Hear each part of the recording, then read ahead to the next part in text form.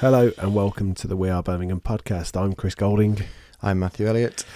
Tonight we're not joined by the vegan. I'm not going to make a vegan joke for that he's gone and done this or done that or anything. He's just fancied a night having a salad. He's tapped out.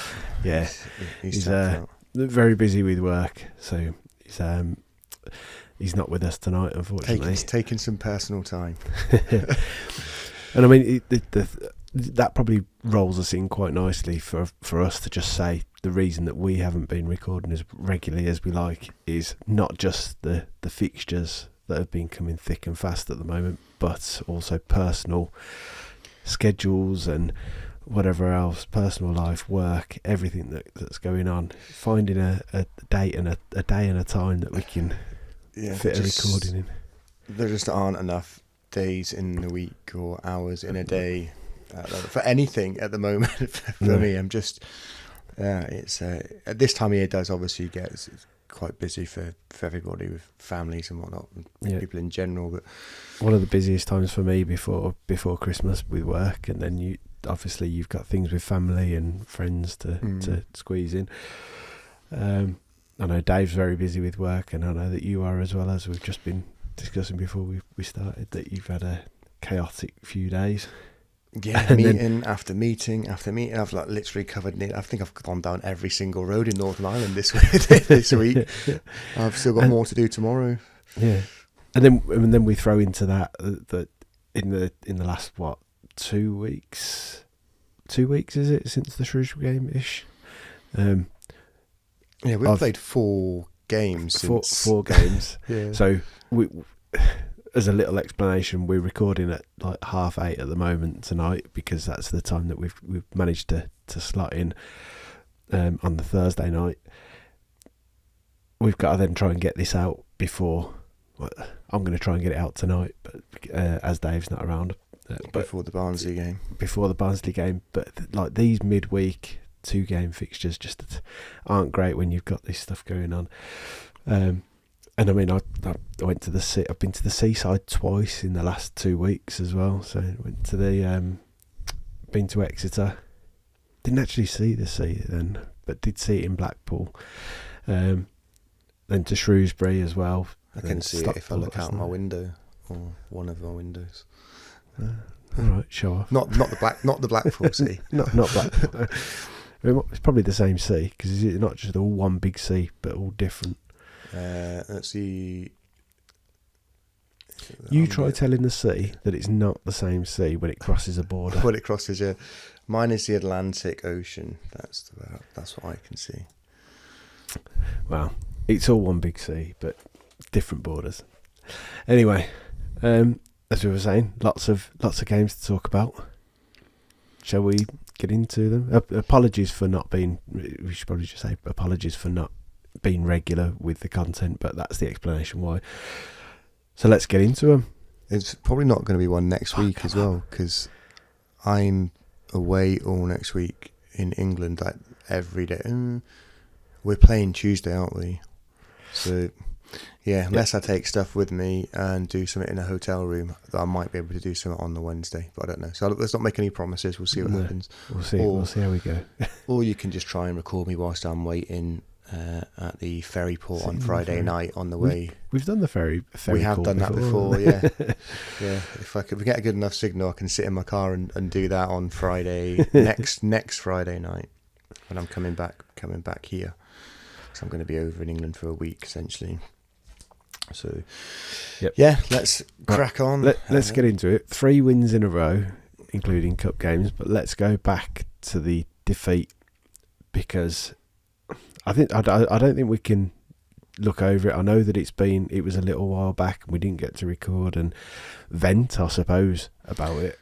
I was absolutely fuming during Steam that game, coming out your ears, and after that game, and it was first game for a while that I was really, really, really annoyed at,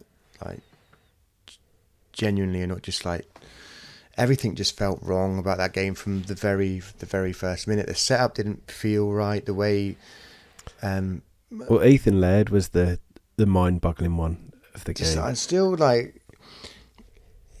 you obviously being asked to play as almost like an old-fashioned inside forward. It was very, very strange, and he was getting a kick in for that from a lot of fans, and it's clearly that the reason they did that was it was by design for some reason. I'm not quite sure why, but it was mind-boggling. A lot of things were mind-boggling. Players looked tired. There was obviously mistakes across the back. I was very angry afterwards. It's just, I think that was. I know there was people really going off it and saying that Davies isn't cut out for the job and stuff like that. I mean, that's ridiculous. I mean, Let's be a little bit more sensible about it. He's going to make mistakes. We've already said this before. He's a young manager. It's his first proper job. But a lot of that was baffling, and the substitutes didn't really make a lot of sense either. And I just found the whole experience. It bothered me a lot because it felt like quite a bit. What's the word? I wouldn't say pinnacle moment, but he absolutely had to. He had to change something and bounce back from that, which we have. But you were at the game, right? Did you go to that? Were you at the game? So yeah. So I was fuming more than you, and I'll tell you why. I was fuming more than you. I was fuming more than you, and I'll tell you why. Because you paid to stand there. No. Before the game, I only managed to have half a pint of beer. Half a pint. It's fuming. I had planned to get there nice and early into Shrewsbury, go to the pub and have a couple. We got to the Shrewsbury ground at about 12:15. It was a 12:30 kickoff, wasn't it? And we got there about 12:15. Got in and got a beer with Luke. He went to the toilet. Someone kicked his pint over. I don't know where in the toilet he was putting his pint to have it kicked over. Had his pint filled kicked it back over. Up in there, really. Could have done. It's only cider. Same thing. Came out and I drank half my pint. And he was there. He was like, "No, someone's just kicked me beer over." So I was like, "Oh, go on, yeah, have that." And that was all. I think I know, but I think I'd have actually found it easier to watch if I don't, or maybe I wouldn't. Maybe it'd have made it worse, to be fair. But yeah, I wasn't happy because of that. And then as it developed on the pitch, there was a few things that I found baffling throughout the game. The Ethan Laird one was a big one. I think, as you say, sold down the river a little bit. It was the Luke Harris came in to the side, didn't he? Mm-hmm. Who, for me, hasn't showed enough to be starting. I'm not sure why he's just come into the team and taken that place. It was Alfie May that made way, wasn't it? I think. Was it Alfie May or was it Lyndon Dykes? Can't remember. Yeah, it was Alfie May, I think. But for me, I'm not sure. I've not seen anything in Luke Harris to warrant being started. I think Willemson has looked the best number 10 that we've got at the club. The most creative player. Some of the stuff that he's done, the ball manipulation that we've said before. We'll revisit this in a few minutes as well. We will. Moved him out wide. The Bolton game, I think, was the last game that we looked decent going forward, in my opinion. I mean, we created a few opportunities against Shrewsbury, but we didn't look that effective. And he's playing him wide right. I mean, against Shrewsbury, he was playing even wider right because of the role that Ethan Laird was playing. Yeah. So and it doesn't make the best use of his chance. No. He wasn't even floating inside as much as he would normally do. No. I mean, the whole setup just fell off. And to go back to the Luke Harris thing, I don't get it at all. Now, apparently we beat quite a few clubs to get hold of him. I know that Chris Davies has a relationship with somebody at Fulham, and we probably got a bit of favouring down that route, and I'm assuming the Harris will have to play a certain amount of minutes or play a certain amount of games, but he's been injured for a little while as well. Maybe he needs a run of games before we see what he can really offer, but he's not. Apart from that goal against Wickham, we're not seeing much. There's a couple of occasions you see him make late runs into the box and a few, but he's very rarely seems to be involved in any build-up play. It's a lot of the stuff that he tends to do, from what I've seen of him so far, and I mean, he might have it in his locker, he may well do, but it's very much get the ball, stop, go backwards or sideways with it, which for me isn't what you want from your number 10. You want something that's going to take the ball forward, and yeah, I mean, especially when you've got to break teams down. Yes. Exeter fans raved about him as well. They were really, really, they spoke really highly of him. He obviously got about 10 or 11 goal contributions while he was with them. When you're in a team that teams aren't just setting up to defend for 90 minutes, and you haven't got to break teams down, and you can make those late runs into the box, maybe that's why he's playing a different role there. Different from what we need him to be doing. I just think Willemson in general has been more complete in what he's offering going forward, more creative, more difficult to handle. I know we'll come on to the last game later on. Well, the last few games actually, probably where. Yeah. But yeah, Exeter and Stockport, wasn't it really? Because he didn't play Blackpool. There was a little moment during that Shrewsbury game when we did. I think when Stansfield scored the second, that I thought we might get something from this, just because of the way other games have gone this season. And a bit of momentum. Yeah. I didn't feel like that. I'm just being in the ground. I think I've got renewed hope with this new Blues team because there is a little bit more resilience about them, and that it's not like when we're behind. If we went behind, it's like you'd think, well, that was it. Yep. Fuck it. But this is a different Blues team, and they've shown a couple of times how they will come back from goals. But that game is different. You're right. That game was different, and I wouldn't blame you for thinking that there wasn't much chance of us coming back on there, but.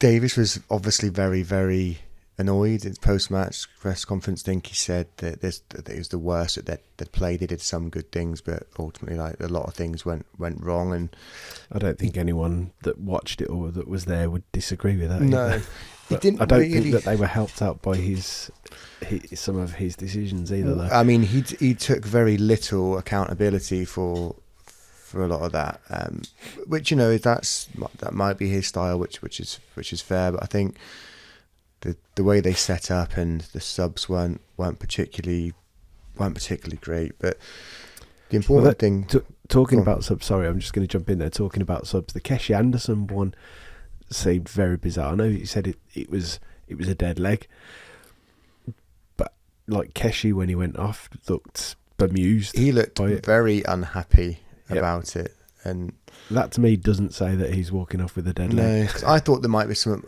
more going on there, but obviously we found later in the week or the next week that isn't actually the case. So yeah, it's a bit of a strange one. I'm not sure whether it might have just been because of that yellow card that he thought he might lose his head, but then didn't want to say in public he might lose his head, because Keshi Anderson does have a bit of passion about him when he's playing, and a bit of a fiery side. I mean, he doesn't strike me as someone that's would be that daft to get himself sent off. Like we have other players in the team that will do that. Like Christian Bielik is a prime example of someone that if it would get a silly yellow card, it doesn't really stop him from doing stupid stuff again a few minutes later. Now, which we actually saw that in the Exeter game. He could have quite easily been sent off himself there, which is probably a good segue to take us into that Exeter game. Before we do, I've got one of these. Oh, send him to Cornea. Hadn't told you this was coming. I'm excited. This is out of the blue. I hadn't told you this was coming. The referee in the Shrewsbury game, like, I don't think he was bad in general, but the time wasting that he let their keeper get away with. He was holding on to the ball for 30 seconds at a time, and he went over and he had a word with him, and then he let it carry on. And it was like, there is kind of an unwritten rule, isn't there, that this 5-second rule, I might be completely wrong with this, but it's quite relaxed unless the opposition enforce it. So like Troy Deeney used to do that thing, we used to stand in front of him and then count with his hands until Dykes was doing it. I didn't see Dykes that. was stood there and he was doing that, and the ref was just like, no, I'm letting it go. Very strange. It was very frustrating at the game, and Blues fans gave him no end of grief for it. But it's been talked about today actually in the news about bringing in a rule that's been trialled for counting 5 seconds, and the ref actually holding up his hand and counting down. Yeah, they should do that anyway. It's not. I know like, they should do. Yeah. The rule's been there. It's like, why do yeah. But yeah, that's my corner. Like I say, I don't think he was a terrible ref, but just that really annoyed me. So go on then, Exeter. Yeah, so in new era Blues fashion, we bounced back and a comprehensive professional victory away at Exeter, which could have been extremely tough because it was quite poor conditions, and I think we played pretty well. Could have had a few more goals actually. I think defensively, we limited them to one shot from outside the box, I think, as well. But that was a professional performance. I thought it was pretty comfortable throughout, wasn't it? We dominated them without being super threatening. Well, exactly that. I mean, the job was professional. It wasn't. We didn't go out and smash them as we there was probably every chance that we could have done if we didn't look like we got out of second gear though, and it's one of those where it's like it's been a few times. That's not the first time this season. In fact, it's really a very common occurrence. Well, we'll come on to that with the Stockport game as well, with the comments that Challoner made about us later on that topic. I've not seen that, so I'll be interested to hear it. So, but yeah, it's a little shuffle at the back, people wondering whether we were going 3 at the back or whatever, but same system, different personnel, different way of. So the previous system we had where Laird was pushing up very, very high, they kind of flip-flopped it, didn't they? And you've got Bielik playing as having much more freedom. Because I think his delivery from the left is much better. So I'd agree with you. And he's obviously shown that he's got the engine to get backwards and forwards. And Bielik, although technically starting line-up formation, it would be a right-back, it's really right centre-back of 3. It's right-sided centre-back, isn't it? When with the amount of the ball, amount of possession that you have, you're not playing as a right-back very much. You would have thought, actually, depending on the opposition that you come up against, which obviously we'll come on to in a bit. I actually think that this will probably be a running thing because it depends how long we stick with this. I don't know whether Clara might be better on that right hand side, than Bielik, but it's obviously a reason why he's gone with it. Maybe it's the partnership between Clara and Davies, and I'm not sure. But I wonder if it might just be for the aerial protection. So anything that's long over the top, he'll head a slab, wouldn't he? Well, they're all pretty good in here, aren't they? All those 3, but it will be interesting to see how long he sticks with it for. But obviously, it worked against Exeter, and it worked pretty well. I mean, Bielik mentioned it earlier. Bielik got himself booked, and on another day with another referee, could easily have got himself sent off. And that's not the first time he's done something daft straight after getting booked or getting himself needlessly booked. He's a bit silly like that sometimes. There's There's moments. a little rush of blood to the head, if you will. Talking of silly moments, you want to go back to the Shrewsbury game and think of the comments that he made earlier in the season, where he said, we're too good for this league. And you just wonder whether there are certain teams like your Shrewsburys, your Northamptons, where that gets pinned up on the wall. But yeah, on the pitch as well. I'd forgotten about that, actually, so I was hoping other people might have forgotten about it as well. But another good goal by Iwata. And then another. I feel like Stansfield scored about 8 penalties this season. I'm not sure it's that many. It's maybe 3, is it? Yeah. Actually getting given penalties is nice for a change, to be fair. When was the last time he scored a goal from open play? It would have been the Fulham game in the EFL Trophy. Yeah, okay. What about in the league, though? Rotherham? That far back? Was that September? Bloody hell. I don't know. I'll tell you what. You carry on. I'll have a look for it. I think it was. I think it was Rotherham, and I think that was September. Maybe even it might have been October, early October. Well, Willemsen went through a spell of scoring the goals, didn't he? So to come off him. But that formation felt better. I'm not convinced he'll stick with that in some games because I just don't know if Bielik's probably going to get rinsed at some point. He's going to have someone. He got protected last night quite well by Anderson and sometimes Iwata up with Louis Barry, but he was still done a few times. But yeah, bounced back really well, controlled the game, limited Exeter to pretty much nothing. I tell you what, actually, talk about the Exeter game. It's their manager is it's Caldwell, isn't it? Yep. Gary Caldwell, ex-Wigan. Yeah, the shitter of the two Caldwells. Did you see the narkiness between him and Anderson, Keshi Anderson? I think it was Keshi Anderson. I think Anderson wanted the ball, trying to get the ball for a throw-in or something, or what was it? There was a bit. I think it happened around the dugout, but Caldwell just kept giving him shit down the sideline constantly. I don't seem to feel like anybody had mentioned it. No, I didn't see it at all. No, he just. Well, I don't remember seeing it. He was relatively complimentary about us after the game, though, wasn't he? Caldwell just said it's one of those that just said that it's very hard to compete with these sorts of teams. They spent a lot of money, etc., but he expects us to get promoted. So, but it was good to see us just go a travel long distance after a weekend defeat in poor conditions on a wet, rainy night in Exeter.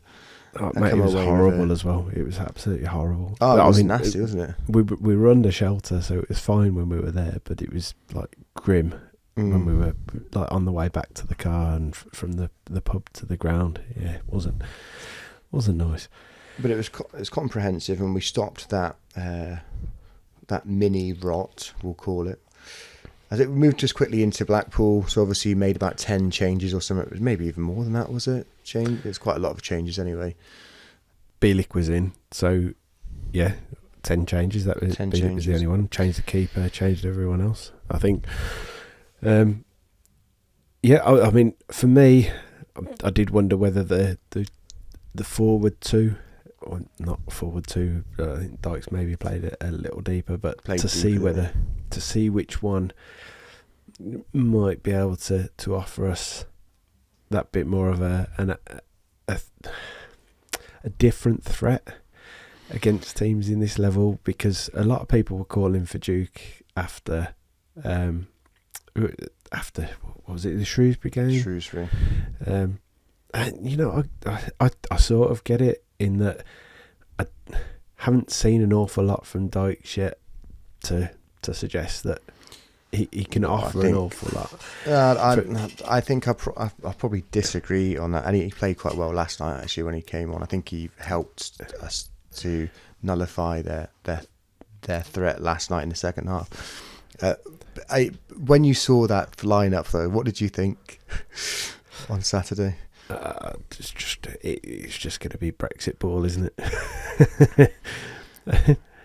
It's nice to see them both score, to be fair, and almost from set pieces. That's one thing I was going to mention about Shrewsbury and Exeter, actually, which I bring up every week. Set pieces are absolutely appalling. And I know we did score, those 2 goals against Blackpool came from set pieces, but maybe like second phase, third phase. But do you know what, though? Exeter, some of the balls that Cochrane put in from over the side that we were brilliant balls into the box. There's just not much going on in the box, though, is there? And to be fair, there was some corners yesterday that were a lot better against Stockport, but there's nobody getting on the end of them. So maybe they are improved. The delivery's improving, if nothing else, but the lack of movement and just stuff it's a little bit. It's got to be an important part of the game. If we could convert, 1 in 10 corners or 1 in 8 corners or something like that, it'd make a massive difference to we're having a lot of them. Our free kicks are awful. We had that one good free kick, I think, against Rotherham by Cochrane that maybe the keeper tipped over the bar or hit the bar. Oh, there's one by Williamson as well earlier in the season. But other than that, pretty dreadful. There was a good free kick by Peck last night against Stockport that was very close to going in. I think the defender headed it over from just under his own bar. But yeah, really good to see us obviously beat Blackpool and get a thrilling draw against Lincoln in the next round. Before we do move on from that, actually, let's talk about the Dykes Duke thing. Sort of said people have been saying I'd rather have Duke in. I think that the big one for me is that Duke isn't the player that he was 4 years ago, 3 years ago. Mm-hmm. I don't think he's got it in him to play his game for 90 minutes. I think he's probably got half in him. Well, he's never really been the most mobile of players either, has he? No. He's always looked knackered after an hour. But so I can see that side of it with Dykes, that he's got the energy. He could play 90 minutes easily. He's a fit lad, but I'm not completely sold on him technically at the moment. See, I think you give him a disservice. I think he's actually. I think people look at him and just think he's a target man, and I think he's a lot more than that. I think he's actually a little bit more intelligent, and he is technically a lot better than people give him credit for. He's actually quite smart, I think, with the way he uses the ball, but he can be used as a target man. He proved last night against Stockport. I think he won 8 or 9 headers last night when he came on, and obviously helped relieve the pressure from their press quite a lot, which was interesting to see us doing that, because we were doing it properly last night. But I mean, it's also very difficult when you're not playing regularly to get into the flow of playing and get yourself match sharp. So I completely get that as well. He probably starts midweek, doesn't he, next week against Exeter in the EFL Trophy? Yeah, you'd think. You'd think so. Although he'll probably just do Brexit ball again for it. Well, I mean, obviously the game wasn't being broadcast live anywhere.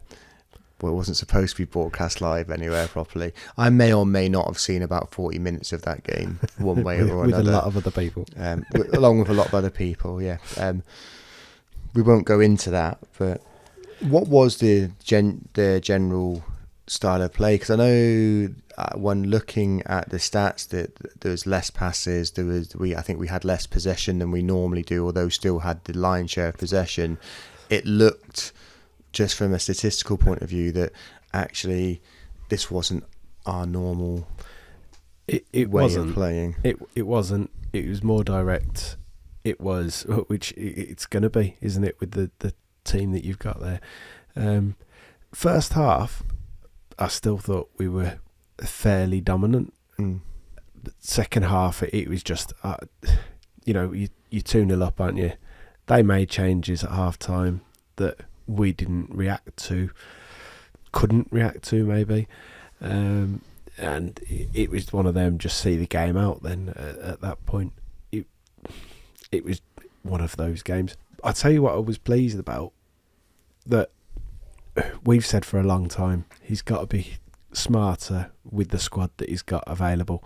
He's got to rotate it more. If we've got all these games, you can't play everyone week after week after week. So it was that those 10 changes, even though it was essentially getting us into the proper stages of the FA Cup, where all the big teams come in, like Lincoln. It was good to see that he's gone, right, I'm going to change it. I'm going to gamble the game, because there's no guarantee that by changing the style, changing the game, that you're still going to go through. But just say, yeah, right, if it happens, it happens. I think we'll see that. We have seen he was probably going to take the EFL, the Virtu trophy, more seriously, because we've got a genuine chance of winning that, and we can come away with a trophy as well as hopefully the league as well. Yep, hope so. So to Wembley would be nice. Yeah, it would. Obviously, the FA Cup's going to be a lot more difficult, but the further we go in it, the more people take interest in it as well. So technically, the Lincoln draw might not actually be that bad for us if we get someone like a Liverpool or a Spurs or someone like that in the next round. Right, then on to Stockport. Last night was a manager that I wouldn't have minded seeing come in to take charge of Blues. I think we were both quite keen on that, weren't we? Yep. Before we get into the game, I mentioned it earlier about Challoner's comments. The guy that was... I'm going to just find it quickly. Yeah, because I haven't heard this yet, so interested. The fella who is their interviewer for their match day squad, it sounds a bit of a knob, but here, I'll play this for you.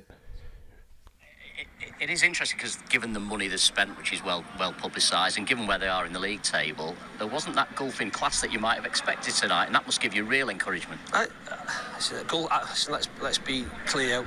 We've had to be at our maximum there to, if at all, stop a really good team.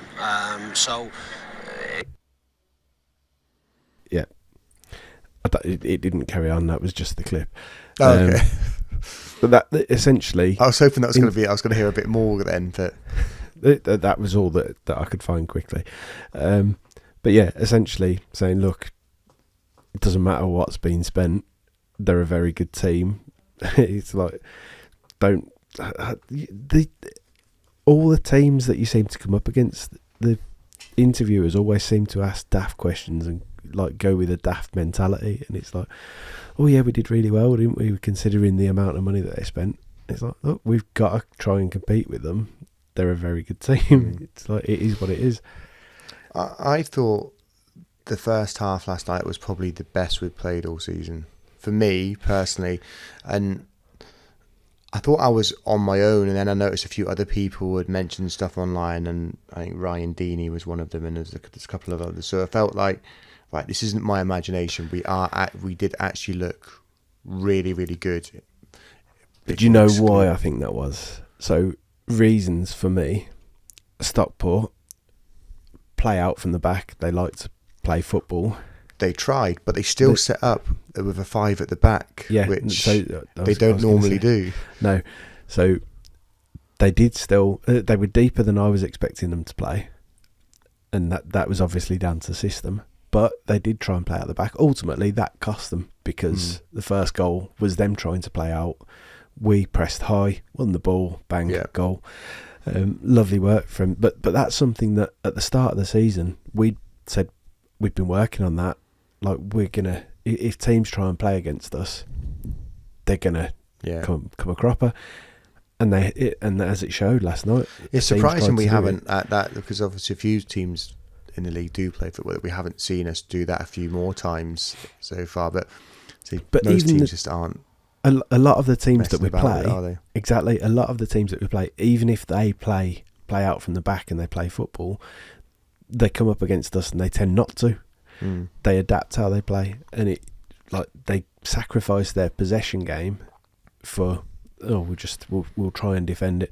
And we mentioned it a few weeks ago, teams that are happy to take a 1-0 defeat and they might scrape an equaliser, Northampton for example, later on, you know, you might lose 1-0 or you might get 1-1, you might get a point out of it. So teams are happy to do that. Stockport didn't really do that. Yes, they've obviously knew that they had more threat that they had to deal with, but they still tried to play. They still tried to cause us problems. They did cause us problems early on. They had the best chance. I mean, that it could have been a different story had that shot that hit the Don't bar. And don't mention. I'm not going to go into. You know who got lost it last night. Yeah, of course he did. Of course he did. I think that I actually think it is worth mentioning because there's a lot of people online that were obviously. I think it's just obviously natural banter because he's Villa saying, "Oh, would Stockport might have been much better if they played Louis Barry." Actually, I thought he was pretty good for a lot of that game. He was just, you know, we did keep him quiet from. He played a very very nice ball with that early ball where they could have scored from, and I think he had the follow-up shot, or did he have? No, he had the first shot from Allsop's double save. Yeah, he's very busy, and he's obviously very, very talented, and we did keep him quiet for. I mean, Bielik needed a lot of help because he'd done Bielik a couple of times, and Anderson and Iwata helped him out a lot. We were talking about the Exeter game where he didn't have a lot to do. Last night was different because he was up against someone with a bit more quality. Yeah. Them trying to have a bit more possession and try to do a bit more with the ball. So it's nights like last night where you might even need to consider whether you play someone else there. Yeah. Or you double up and you offer give him the help. That's the beauty of Keshi Anderson, though, isn't it? Because you know you're going to get that work rate from him. His booking that he got last night obviously is his 5th booking, which means he's going to miss that Barnsley game. He's a big miss for me for that game in current form. Obviously 2 assists last night. You get a lot from him. Like he's giving everything at the moment. It's funny, you look at the Keshi Anderson that could only play 65, 70 minutes last season. Just different beast now. It looks like he could play for 2 days. I'm surprised he wasn't brought in for bloody drug testing for a random drug test last night because you just looked like he was on steroids. It was unbelievable. I thought it's I don't know whether we spoke about it on the last podcast. I'm not sure if we did or not, but I know that I've spoken to people about it. Now for me, like I think Keshi's done a great job this season. We did talk about it. I'm sure we spoke about it. You mentioned him. He struggles. He struggles a little bit more when there's 2 lines of defenders in front of him and we've got nowhere to go. And that last night was completely different. The fact that he won the ball, he was in, he could do something with it. And I think when it's like that, it can absolutely tear people apart, tear teams apart. What we're going to see about Barnsley, it's like right now I agree with you, we're going to miss his presence. Yeah. But could it open the door? We'll obviously come on to that in a minute, but could it open the door for someone else? Probably not, given the amount of players that we've got out injured. He doesn't trust. We'll get into that. We'll get into that. Yeah. So obviously, great to see Alfie May score as well last night. Bit of luck with the first one, maybe, but second one obviously very, very good. Very clever run. Told Keshi exactly where he wanted it. Do you know what as well? So that second one was the finish that you'd expect from Alfie May. Mm-hmm.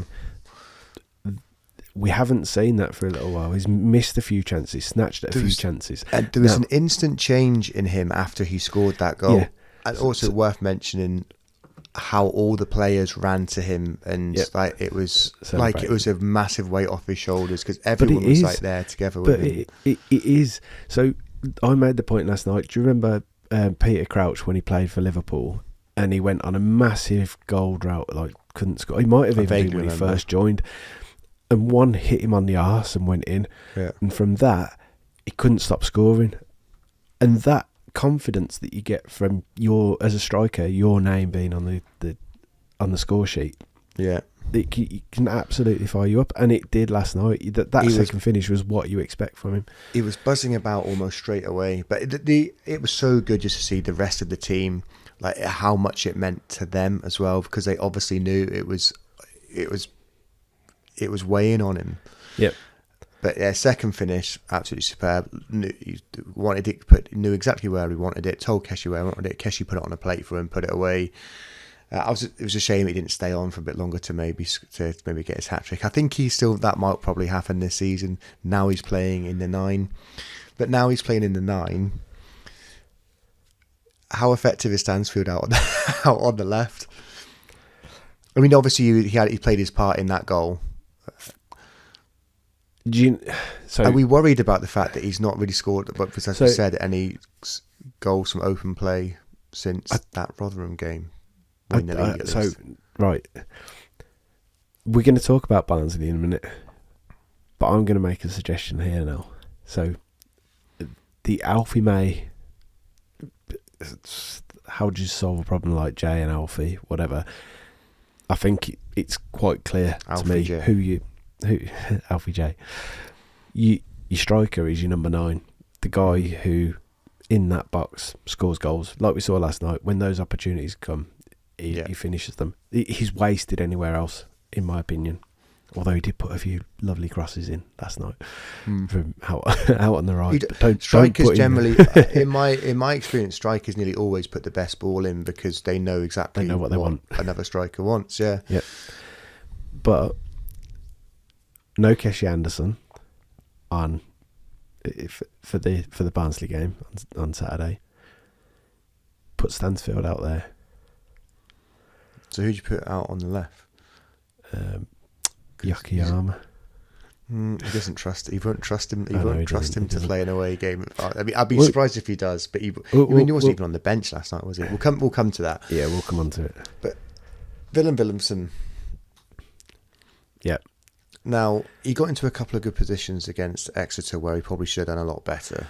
Oh, hang on. While we're on that, don't know if you remember this. I don't know if I showed you this. Now, what's my? Did you have a bet or something on? That's very dusty, isn't it? I can't see that, but I think you did show me, or at least tell me about it. Willemsen to score any time. Blues to score over 3 goals. He had 2 headers that he missed. Yeah. Blues scored 2 other goals. I don't know how he missed those headers. Now we weren't expecting him to be good in the air because we were told he's not that good in the air. Yeah. He's a big guy, but not very good in the air. But yeah, I mean, which is not uncommon for a lot of people his size. It's a weird thing, isn't it? Yeah. Should have done better with him. Have you noticed? Because I said this to a few people. They've said Willemsen has really, really gone off the boil for the last few games. And he has, but have you noticed how closely he is being marked now? It doesn't matter if he's out on the right or if he's playing as a 10. He's got someone on him all the time. Now, as we said before, the way he can manipulate the ball and bring other people into play, his control is pretty close anyway. But he's got someone on him straight away all the time, sometimes 2 people. Yep. Which is obviously no good for him. It's making him look less effective, but it should open the door for other players in the team. Exactly that, yeah. And I think that's what maybe we've started to see. But obviously people will point at him and say, he's not playing as well as he was, and he's not. But I think there's reasons before that. So it's up to Blues to try and work out a way to free him up, or if we're going to have him double teamed, if you will, then who else have we got in those 3 behind May or Stansfield, whoever it's going to be, that can actually go in there and make a bit of a difference and expose the space that's going to be there, or even try and get Iwata forward a bit more and compensate for it by allowing him. I know that there's a couple of occasions every now and then where he just does appear, doesn't he? And you think he's going to shoot, and he doesn't. There was a few last night, and I think Blues fans, so it seems to be, as soon as he touches the ball, they're quite, shoot. It's like, he's in his own half. What are you doing? That got a little bit silly last night. Oh yeah, it did. Everyone. When I exaggerated that he was in his own half, but there were some times we picked up the ball, it's like, he's not going to shoot from there, shut up. But those two, by the way, the centre midfielders last night, absolutely superb. I thought the pair of them absolutely dominated. Yeah, back to one of their best performances. There was obviously the second half was probably worth mentioning that. So obviously they came out second half and switched to what looked like I think it's maybe a 4-4-2 diamond or something like that, and they were obviously pressing quite high up the pitch and causing us a little bit of grief and a little bit of aggravation. But it very much seemed like we wanted to negate that, and just when they brought Dykes on, and just try and drop it over the top and get him to win a header, lay it off, and that worked for the most part. And we created a little bit off the back of that. On that as well, but it knackered them out as well.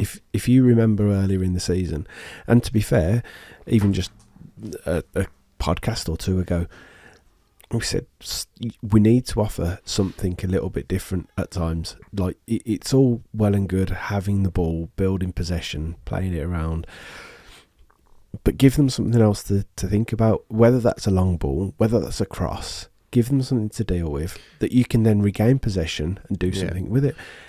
Now, I'm not adverse to us going, do you know what, we're going to go long this time, we're going to play a bit more direct for that, or for putting crosses in. Like I think there's a place for it, because I mean Iwata in 2 of the last few games has scored from us putting a cross in that they've tried to clear, and he's walloped it. It works. It's the type of thing that you want to score the perfect goal, but it doesn't always happen. Stick a cross in, bounces out to him, bang, goal. It works. In fact, it's 2 since the last podcast, because it was Shrewsbury and Exeter, wasn't it? Yeah. And I mentioned it before the Shrewsbury game. So it works. Do it. The more they try and do stuff like this, I think this is Davis learning, developing on the job as well. A manager. Yeah. It's obviously clear that, because he spoke about his philosophy and the way of playing is the best way to win football games, and he's always sort of deferred to the possession with a purpose.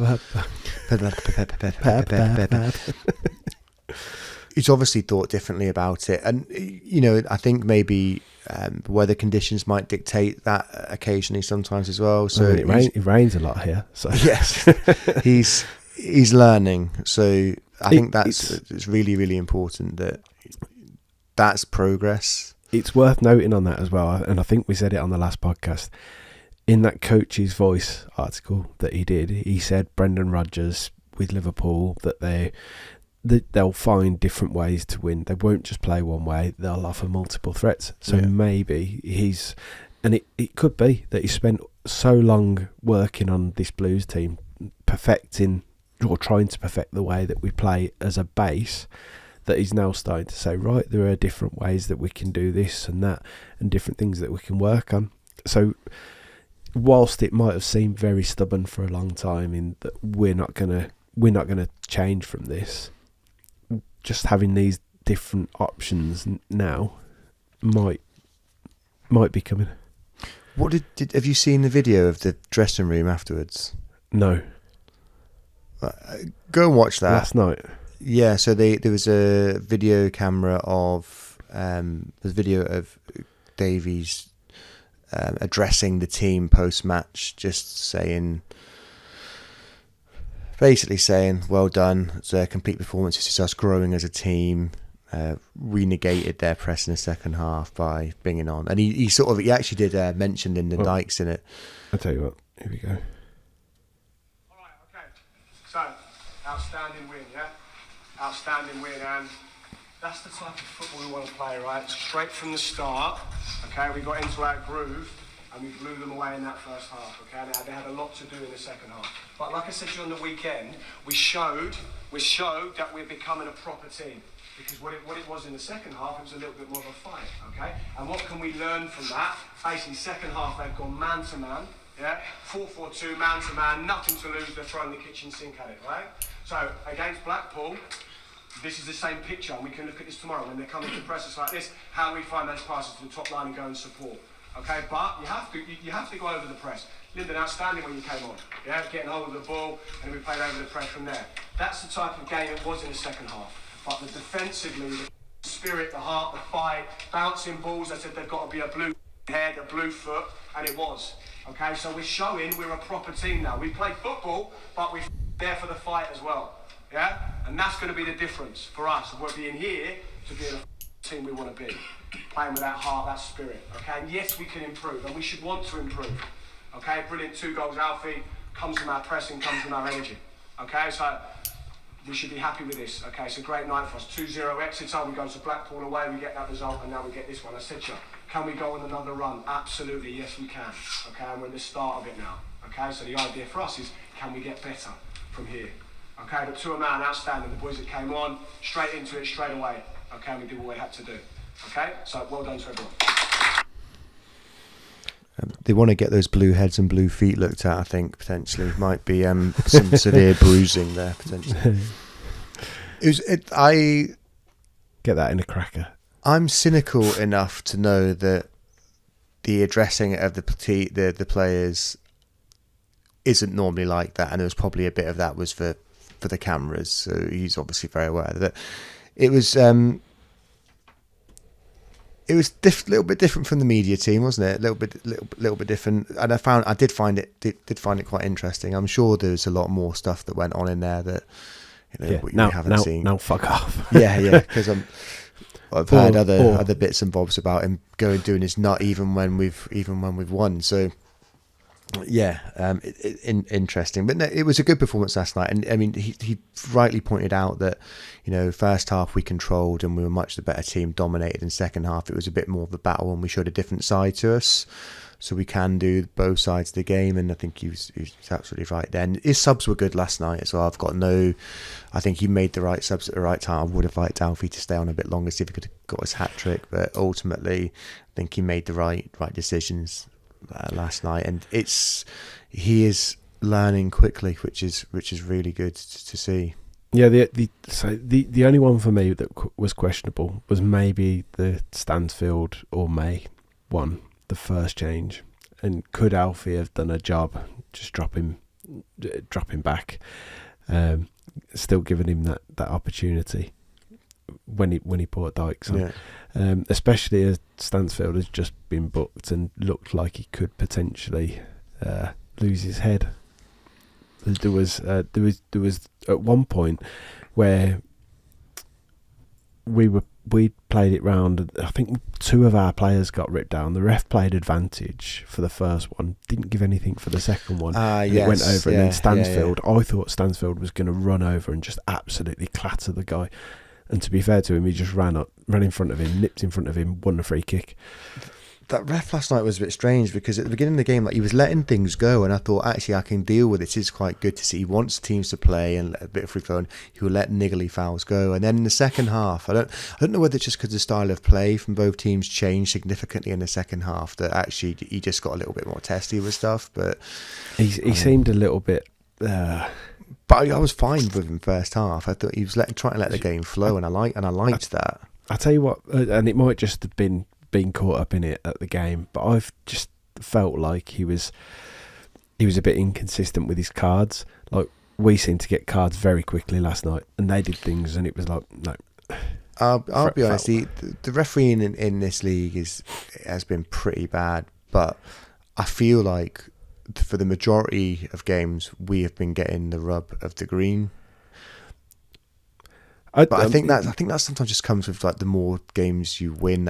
Maybe it's just a facade. I don't know. But I'm not even on about decisions last night though. It was just bookings. It was we got Keshi Anderson got booked for something really tame. If you ask me. Yeah, it was daft. Now we're going to miss out.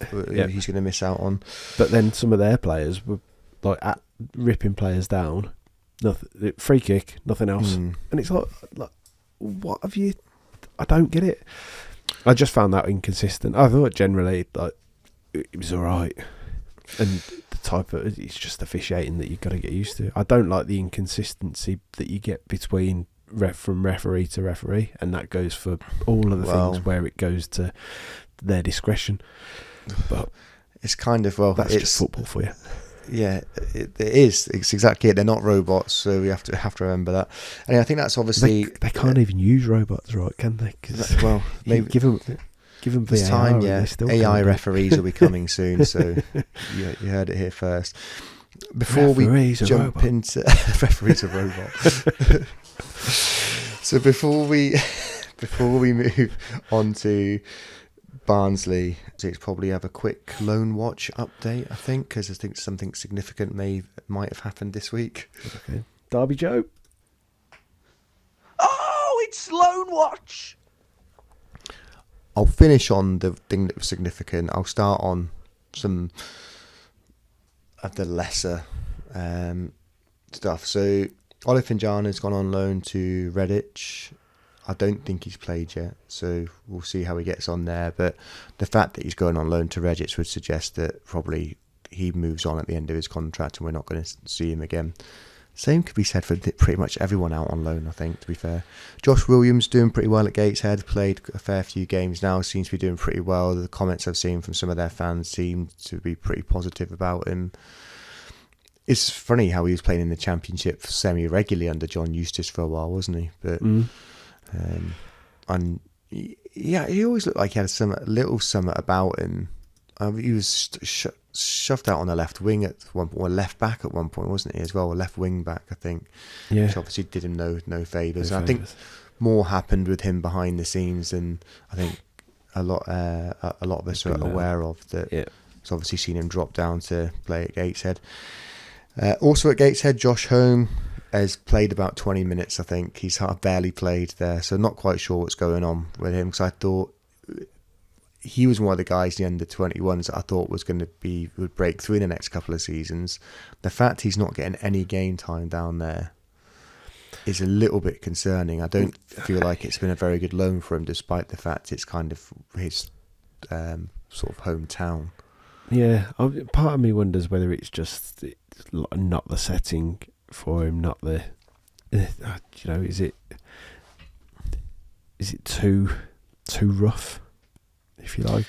But he's got to go down there and learn, hasn't he? I think that's part of the reason you could go down there and learn to play men's football. Another one that's playing non-league, Junior Dixon.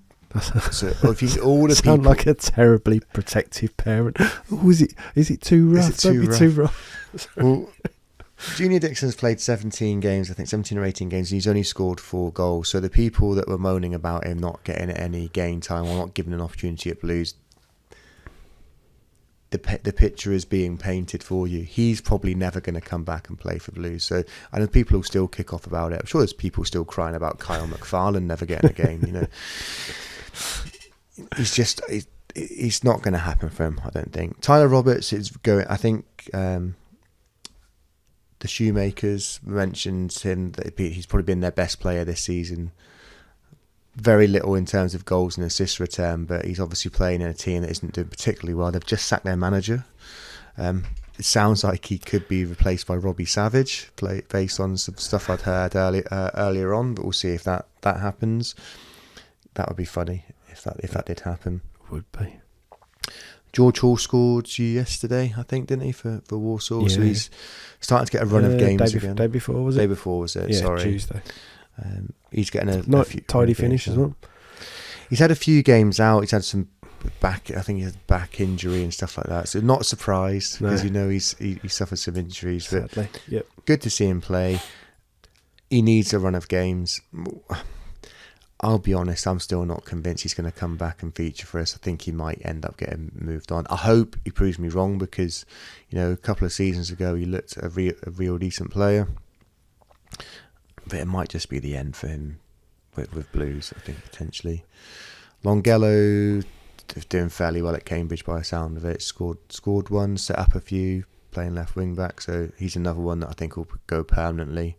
Whether it's Cambridge or not, I'm not sure. The big one, obviously, that everyone's on everyone's lips this week was Ramel Donovan. So we'd heard about this, discussed, should we put anything out about his back? Yeah. We'll mention it on the podcast. Yeah. Briefly. And then he rocks up in the under-21s on the bench. And then you message and said, oh, Blues have sort of announced it anyway. Without announcing it.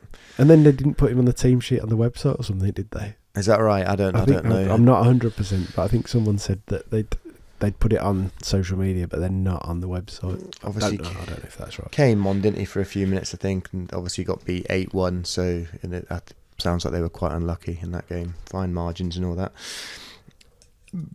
Disappointing result for them. Now, Chris Davies has said today that he'll stay with the under-21s until January, until they decide what they want to do with him. Said he's talented, said he's got a big future ahead of him. Doesn't sound like he's going to be integrated back into the first team based on what he said. What are you making of this? Because Ramel Donovan, from what we've seen of him, is obviously a talented player. Very talented player. Blues were not willing to keep him close and keep him within the squad, despite the fact there had been talk about him being part of that first team squad. He then gets loaned to this Burton Albion team and plays very sparingly, only starts one game and mostly comes off the bench. I think he scored one goal in EFL Trophy. What do you make of it all? Because I'm sure there's something else going on here. In fact, I'm more than positive there's something else going on here. I think there is. I'm fairly sure there is, but it's a difficult one. I don't want to speculate, and I suppose we're already speculating, aren't we? We are. So let's just doing it for the clicks, Chris. Who was it that said that to me the other day? I can't remember. I'm not doing it for the clicks. Your suggested team. No, your predicted team. Predicted team. Yeah. Not my actual. Yeah. Anyway, and then we didn't do another one because I got bullied. Got too many clicks. My concern is he's a young lad, only turned 18 recently. That whilst he is extremely talented, that his head's probably not in this, and he needs to be. It wouldn't surprise me if Burton had actually sent him back and it wasn't a mutual thing, that they just wanted him. They wanted him gone. Now, I might be completely wrong about that, but I'm getting concerned because he suddenly went from this kid that was playing fairly frequently in pre-season friendlies and was involved to being loaned out to Burton, to being sent back from Burton and the 21s, and I think he'll go out on loan again, and you would expect that's probably going to be League 2 now. How's he going to react and adapt to that? Or the Blues cut their losses and maybe look to try and sell him off potentially. And let it be someone else's problem. See if someone that was sniffing around before is still interested. Well, there's Brentford and Crystal Palace, I think, were the two that had shown interest previously in him. We don't know for sure what's going on, but I mean, Blues have to bring him. Obviously, he's back now. They have to sit him down and talk to him and decide like what is going to be best for the future and for all parties. And do you know what? We seem to be having this every week. I mean, it was Dion the other week. Is it best for everyone if we move on? And now we're sort of saying it again. Sometimes with a young player, I mean, I know that he's gone to America, but look at the move that I can't think of his name. Nico Gordon, captain. He's really turned it around there. Won a trophy, and lower standard of football, obviously, but he's made he's obviously really made strides. Wouldn't be surprised to see him come back at some point and play in the league somewhere. Yeah, but sometimes that can kickstart your career, a move away. Sometimes it stagnates. Now, I know that he's had a move away, but that clearly hasn't worked out. Yeah, I mean, let's forget he's 18. Yeah, and if that other stuff has gone on, then it's up to the club to give him that support and help him through it. So we'll see what happens. But I think there's something else gone on here. So we'll wait to see it. January's not that far away, so we'll see what happens in January. But I don't think we'll be. If people are expecting to see him in and around the first team, I'm not sure that's going to happen. Right, should we look at Barnsley? Yes. Right, that's enough. Mark Roberts is Barnsley. Mark Roberts, Barnsley. Who's the other fella? Cosgrove, isn't it? Cosgrove. Yeah. Yeah. And then their midfield pairing. What were they? Kevin Bacon and Josh Sandwich or something, was it? I can't remember. Sausage. I don't Saucy sandwich. I don't know. Have we got anyone from Barnsley? Did you get anyone? No. Ah, well, never mind. We'll just do it for them then.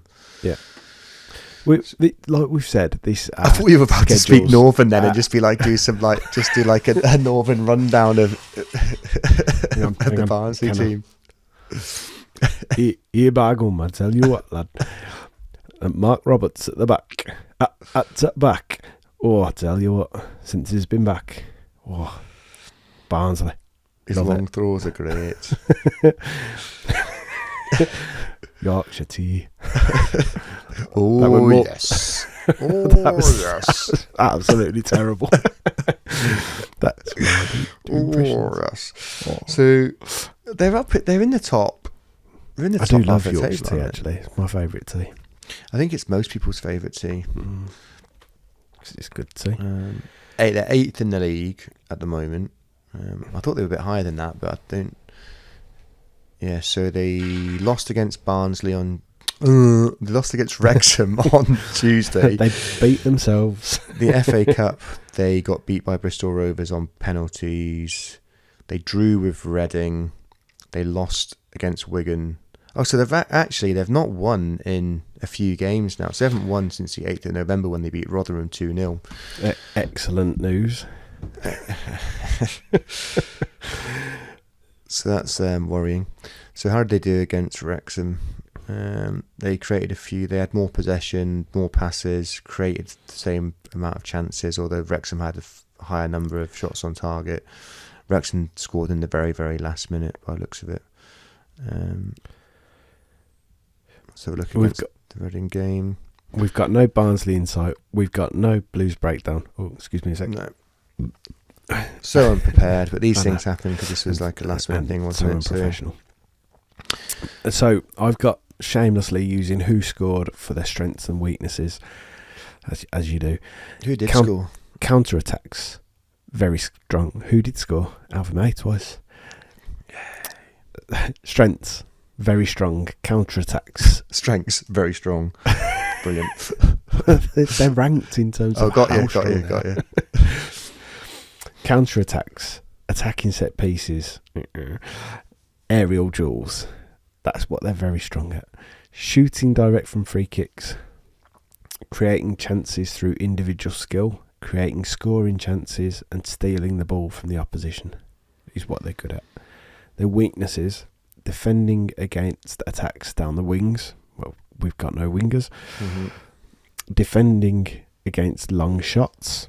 So just sticky water, like 30 yards out, and getting to sit there and just keep shooting. Shoot! Protecting the lead, they're weak at. So if we go behind, still it's not all is not lost. And defending set pieces. So, there's some straws to clutch at them potentially. Yeah. So it's the Mark Roberts, Sam Cosgrove. Is there any? Have they got any more of our ex-players? I'm sure there was. They had another one. I might be wrong. I can have a look for you. I probably just made that up. Corey O'Keefe. Is he at Barnsley at the moment? Yes. Oh, of course he is, because I think we mentioned that when we watched Barnsley play Mansfield, was it, earlier in the season? I think. Yeah, I can't remember. I think it was. Yeah, Corey O'Keefe's the other one. He's done well for himself, hasn't he, actually, since... Okay. What do you reckon to this one, then? Well, first of all, how much would you change? We have to make one change, and that's That's Anderson. So we mentioned it earlier. I think, unless there's any opportunity of either Hansen or Wright being back, he's the Wright's 2 to 3 weeks away, Oh. and Hansen has started light training this week, but won't be ready for Barnsley. Okay, well there you go. Was the Laird substitution a precursor to what they might do? Play him higher up? I like Laird a lot. I think he's been given a bit of a rough ride by a lot of our fans. But I think I'd rather see Gardner Hickman play out there. More robust. I think he's probably got a better delivery. You're Better going to end get. product, definitely. He's still got the engine, and he adds a bit of physicality and height to a team that are obviously going to be quite physical and quite big. I suppose the difference that you've got between them is that Laird's rapid, and beating a player for pace are his strengths. Gardner Hickman hasn't got that pace. Can beat a man. He's not slow, is he? No, but not to the same level as Laird. He can hit a shot from outside the box as well, and if Barnsley aren't very good at... I think I'd go Gardner Hickman, but there's a few times where in the last few games that I would have brought Gardner Hickman on and put him wide, and he hasn't. It's quite featured. strange how little, since he has been left out, how little he's actually played. And some games he wasn't even on the bench, and other games you thought you'd bring him on and he wasn't brought on. And actually he was... I thought he played very, very well at the time he was filling in down that side for Laird. It's I'm sure there's nothing sinister going on there, but it just feels a little bit odd. Finding a role for him, but like I say, there are times I think maybe at Exeter that I would have brought him on. There's been a few times I think. He's someone you should always have on the bench because of the amount of positions he can play as well. I think you just have to have him there as a utility player. I really like him and what he brings to the team. So I would like to see him start out there. I think he won't. I know that I've heard a few people say, "Oh, Yokoyama will play there," but he's not. I don't think he's ready, and he doesn't offer the Chris Davis doesn't job. Trust him to play. No. He's said as much that he's got a lot to learn, and his time will come. But he's not gonna.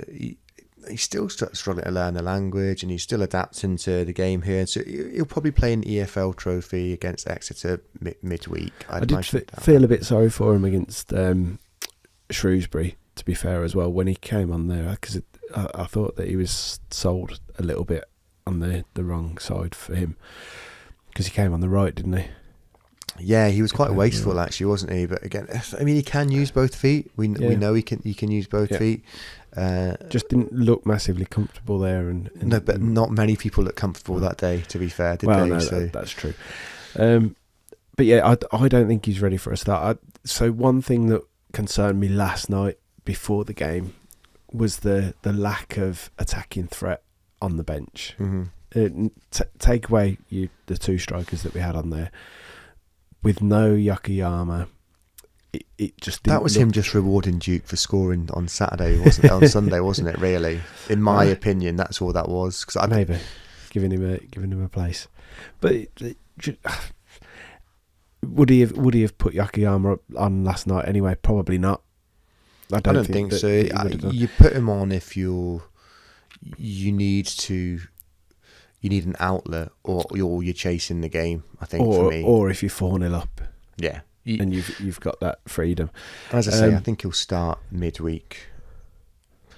But for me, it's just that change of Anderson. Everyone else would probably remain. I think you keep Williamson in for at least another game. I've sort of people say, does he need a rest?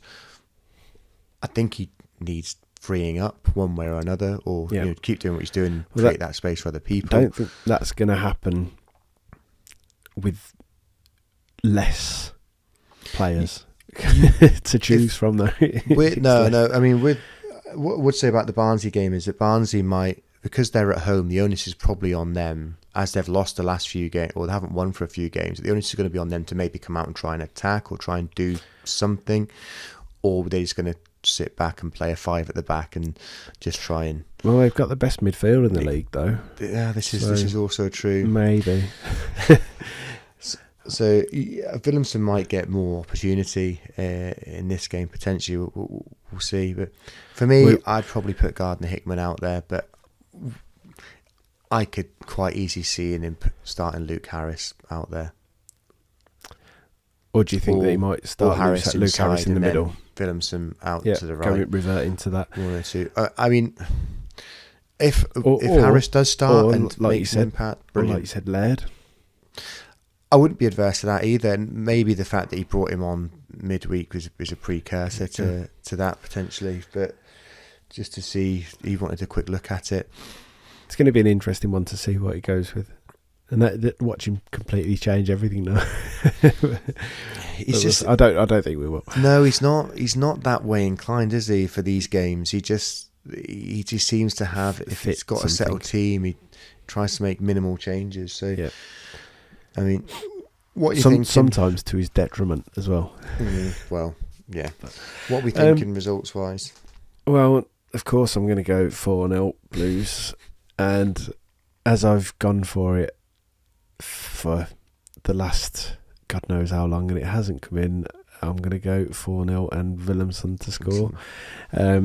I got from the vegan. I've asked the vegan what his predictions are, and he has gone 1-0 Blues, Alfie May. Interesting. Yours?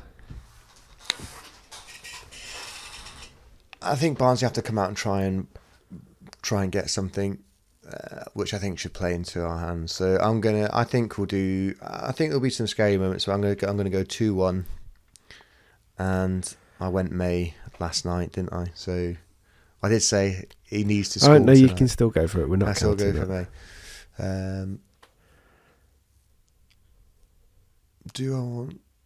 Do I think? Yeah, I think May's going to hit a scoring streak again now. So yeah, 2-1 and Alfie May, which is what I went for last night as well. Did you actually send that in last night before the game? Yeah, I did. Yeah, did you? Because I reacted to my own message with a party thing when May scored. Okay, I missed that. So my only concern with this 4-0 that we're hoping to see at some point is that we get to 2-0 and it's like, right, job's done. There is an element of taking the foot off the gas, isn't there? There is definitely, and I'm just, is that to conserve energy? Is that us managing the game? I mean, last night it was different. Last night it was different. But as he said, they changed the game, so we had to change. There's definitely less urgency. It's more. It seems to be 2-0 up. Then it's all about the control, more about control, and less about scoring more goals. So we want goals. We want goals. We've said before, or a lot of people have said, as well as us, that some team will get an absolute thrashing at some point, and they have in the cup. A bunch of 12-year-olds at Fulham got absolutely hammered. I think we scored 4 against Shrewsbury as well, didn't we? Yep. I'm not sure how much that counts, but either of those count. There does seem to be just a lack of wanting to go for the absolute kill on some of these. Saturday it is then. You reckon? Yeah, 4-0. Right. I'll stick another $5 on it. I'll waste another $5. I'm sticking to 2-1.